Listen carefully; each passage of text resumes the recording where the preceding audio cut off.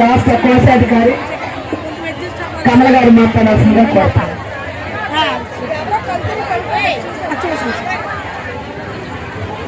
వేదిక మీద ఉన్నటువంటి సిఐటియు రాష్ట్ర ప్రధాన కార్యదర్శి నరసింహారావు గారికి, మన ఆశా వర్కర్స్ యూనియన్ రాష్ట్ర ప్రధాన కార్యదర్శి ధనలక్ష్మి గారికి, అలాగే వివిధ జిల్లాల్లో ఉన్న నాయకులకు అనేక శ్రమను ఓర్చి నిద్ర లేకుండా ఆకలిని కూడా లెక్క చేయకుండా టిఫిన్ చేయకుండా ఎక్కడ దారి మధ్యలో పోలీసులు పట్టుకుని అరెస్ట్ చేసి ఆపుతారేమని యూనిఫామ్ ని బ్యాగుల్లో పెట్టుకుని పోలీసులకు నష్టా కొట్టి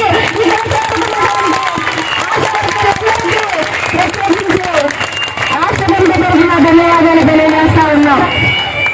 కాబట్టి ఆశా వర్కర్ల పోరాటం ఈ రోజేమి కొత్త ఏమీ కాదు. 18 ఏళ్ల చరిత్ర ఆశా వర్కర్లకి ఉంది.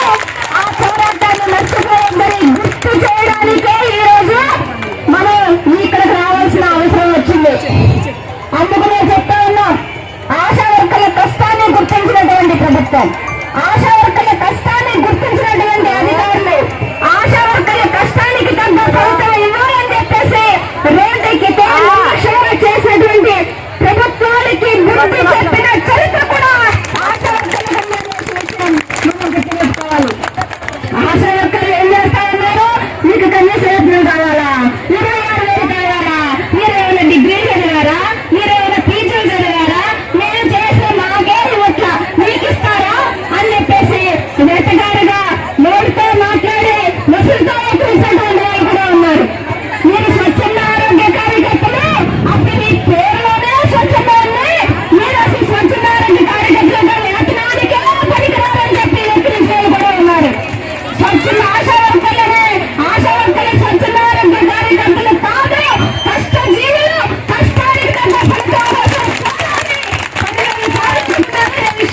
ప్రభుత్వాలు గుర్తుపెట్టుకోవాల్సినటువంటి అవసరం ఉంది. అందుకనే 10,000 నేను ఇచ్చానని చెప్పి ఈయన కాదు నేను ఇచ్చానని చెప్పేసి ఆయన చెప్పుకుంటా ఉన్నారు. ఆయన ఇచ్చినా ఈయన ఇచ్చినా పోరాడి రోడ్డెక్కితేనే ఇచ్చారు తప్ప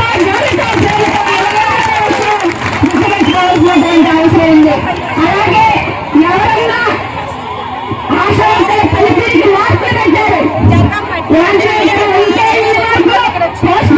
ఉంటే ఇన్ని మార్కులు, ఇమ్యునైజేషన్ అయితే ఇన్ని మార్కులు అని చెప్పి మార్కులు పెట్టారు. మార్కులు పెట్టిన కాడ నుంచి పోయినాయని చెప్పేసి అనుకున్నాం.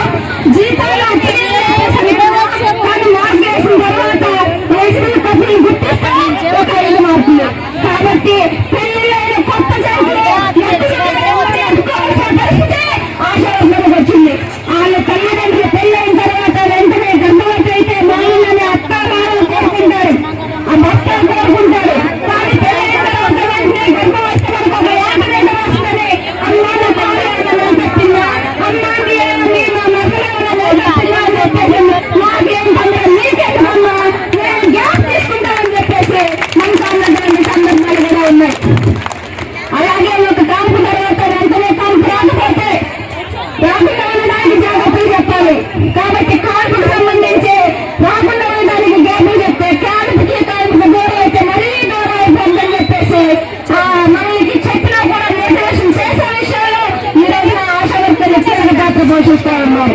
అందులో మేము చెప్తా ఉన్నారు, అసెంబ్లీలో ఒక ఎమ్మెల్యే గారు గుర్తుపెట్టుకోండి, అందరూ ఒక ఎమ్మెల్యే గారు మా అసెంబ్లీలో చెప్తా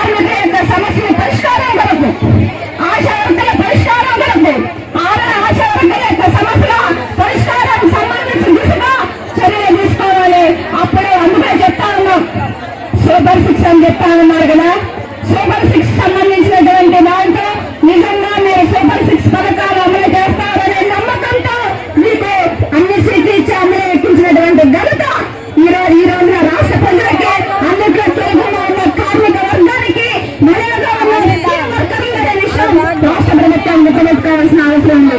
అంటే ఏదన్నా అడిగితే ప్రభుత్వం వచ్చింది సంవత్సరం అవడం లేదు కాబట్టి కొంచెం టైం ఇవ్వండి, మాకు ఇచ్చిన టైం ఇవ్వండి, మీ గురించి ఆలోచిస్తాము అని చెప్పేసి మన ప్రభుత్వం చెప్తున్నటువంటి ప్రయత్నం చేస్తూ ఉంది. అందుకనే మనం చెప్తా ఉన్నాం, టైం ఇస్తున్నాం, 2 నెలలు టైం ఇచ్చాం. ఏదైతే మీరు జరిగిన గ్రాట్యుటీ ఇస్తానన్నారో ఆ జీవో విడుదల చేయి, వయోపరిమితి జీవో విడుదల చేయి, రికార్డులు ఇవ్వు, నాణ్యమైన పేర్లు ఇవ్వు, ఆశా వర్కర్లకి సెలవులు ఇవ్వు, చచ్చిపోతే మట్టి ఖర్చులు ఇన్సూరెన్స్ సౌకర్యం కల్పించు. అప్పుడు ఆశా వర్కర్లు సూపర్ ముఖ్యమంత్రి గారు అని చెప్పి పిలుస్తారని ముఖ్యమంత్రి అవసరం ఉంది. ఆ రకంగా ఈ ప్రభుత్వం మీద నమ్మకంతో ఆ రకంగా ప్రభుత్వం మనకి ఆదరిస్తారని నేను ఇప్పటికీ పూర్తిగా ఆశా వర్కర్లుగా నమ్ముతున్నా. మీకు అవకాశం ఇస్తాం, ఆదరించండి, ఆలోచించండి, జీవోలు చేయండి అని చెప్పేసి ఈ ప్రభుత్వాన్ని విజ్ఞప్తి చేస్తూ ఈ అవకాశం ఇచ్చేది మీ అందరికీ ధన్యవాదాలు.